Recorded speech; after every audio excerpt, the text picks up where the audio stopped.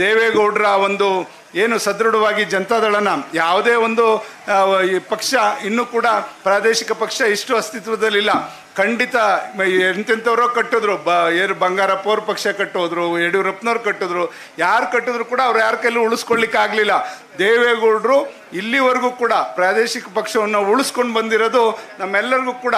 ಪ್ರಾದೇಶಿಕ ಪಕ್ಷ ಇವತ್ತು ರಾಜ್ಯದಲ್ಲಿದ್ದರೆ ಖಂಡಿತ ನಮಗೆ ಆಡಳಿತ ಪಕ್ಷಗಳು ಏನಿರ್ತದೆ, ರಾಷ್ಟ್ರೀಯ ಪಕ್ಷಗಳು ಎಚ್ಚರಿಕೆಯಿಂದ ಕೆಲಸ ಮಾಡಲಿಕ್ಕೆ ಸಾಧ್ಯ ಆಗ್ತದೆ. ಆ ನಿಟ್ಟಿನಲ್ಲಿ ಇವತ್ತು ಕುಮಾರಸ್ವಾಮಿ ಅವರು ಏನಾದ್ರು ಹೇಳಿದ್ರೆ ಅದನ್ನು ಹಿಂತಿರುಗಿ ನೋಡ್ಕೋಬೇಕು. ಇವರು ಆ ಥರ ಯೋಚನೆ ಮಾಡ್ತಾರೆ. ಇವತ್ತು ಕುಮಾರಸ್ವಾಮಿ ಅವರು ಕೇಂದ್ರ ಸಚಿವರಾಗಿ ಇವತ್ತು 4,500 ಬಸ್ಗಳನ್ನ ಬೆಂಗಳೂರಿಗೆ ಕೊಟ್ಟರು.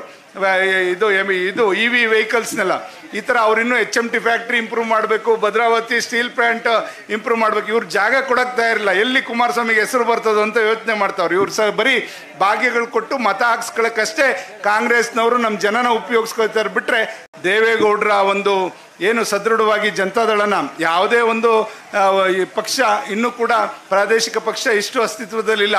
ಖಂಡಿತ ಎಂತೆಂಥವ್ರೋ ಕಟ್ಟಿದ್ರು, ಬಂಗಾರಪ್ಪ ಅವ್ರ ಪಕ್ಷ ಕಟ್ಟೋದ್ರು, ಯಡಿಯೂರಪ್ಪನವ್ರು ಕಟ್ಟಿದ್ರು, ಯಾರು ಕಟ್ಟಿದ್ರು ಕೂಡ ಅವ್ರು ಯಾರ ಕೈಲೂ ಉಳಿಸ್ಕೊಳ್ಳಿಕ್ಕೆ ಆಗಲಿಲ್ಲ.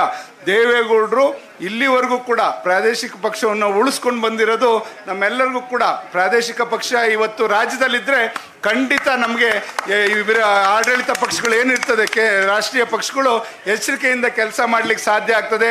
ಆ ನಿಟ್ಟಿನಲ್ಲಿ ಇವತ್ತು ಕುಮಾರಸ್ವಾಮಿ ಅವರು ಏನಾದ್ರು ಹೇಳಿದ್ರೆ ಅದನ್ನು ಹಿಂತಿರುಗಿ ನೋಡ್ಕೋಬೇಕು. ಇವರು ಆ ಥರ ಯೋಚನೆ ಮಾಡ್ತಾರೆ.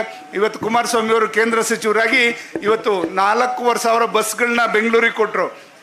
ಇದು EV ವೆಹಿಕಲ್ಸ್ನೆಲ್ಲ ಈ ಥರ ಅವ್ರಿನ್ನೂ HMT ಫ್ಯಾಕ್ಟ್ರಿ ಇಂಪ್ರೂವ್ ಮಾಡಬೇಕು, ಭದ್ರಾವತಿ ಸ್ಟೀಲ್ ಪ್ಲಾಂಟ್ ಇಂಪ್ರೂವ್ ಮಾಡಬೇಕು. ಇವ್ರು ಜಾಗ ಕೊಡೋಕ್ಕೆ ತಯಾರಿಲ್ಲ. ಎಲ್ಲಿ ಕುಮಾರಸ್ವಾಮಿಗೆ ಹೆಸರು ಬರ್ತದೋ ಅಂತ ಯೋಚನೆ ಮಾಡ್ತಾವ್ರು. ಇವ್ರು ಬರೀ ಭಾಗ್ಯಗಳು ಕೊಟ್ಟು ಮತ ಹಾಕ್ಸ್ಕೊಳ್ಳೋಕ್ಕಷ್ಟೇ ಕಾಂಗ್ರೆಸ್ನವರು ನಮ್ಮ ಜನನ ಉಪಯೋಗಿಸ್ಕೊಳ್ತಾರೆ. ಬಿಟ್ಟರೆ